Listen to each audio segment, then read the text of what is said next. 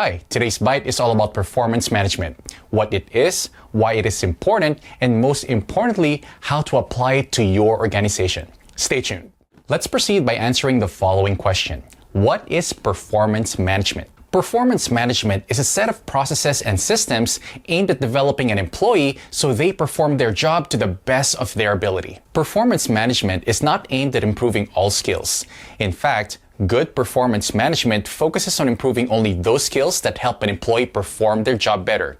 This means that it is about the strategic alignment of one's work to the team and organizational goals. Because performance management is a process that aims to align individual goals with group and organizational goals, it is a strategic and formal process.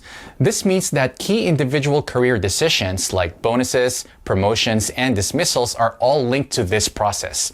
Performance management is a periodic, systematic, and objective process. What is the goal of performance management? In essence, performance management is about measuring and improving the contribution of the employee to the organization.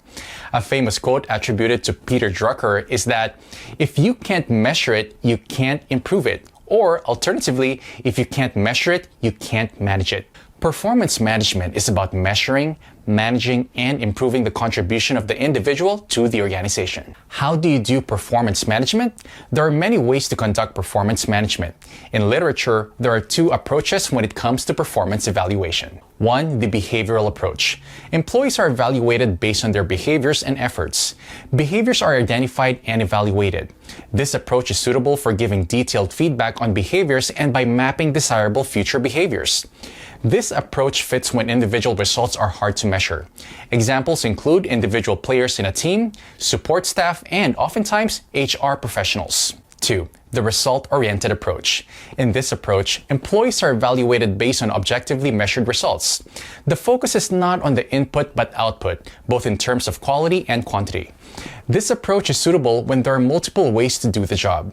In this case, the end result is key, not how the job was done. Examples include call center employees who have specific success metrics, as well as sales professionals. Another example is the evaluation of lawyers and accountants as they keep meticulous track of their billable hours using 6-minute intervals. A second element to focus on is extra role behavior. These are the behaviors that go beyond the job description. For more information about these, check our Employee Performance Review template article, which you can find in the video description. That's it for today's bite, in which you've learned what performance management and its purpose are, as well as how to approach it in your organization. If you're interested in gaining more in-depth know-how concerning different topics related to performance management, check out the resources I've listed for you in the video description. Remember to stay up to date with our learning bites by subscribing to our channels, and if you like this video, make sure you like and share it, and I'll see you soon in our next learning bite.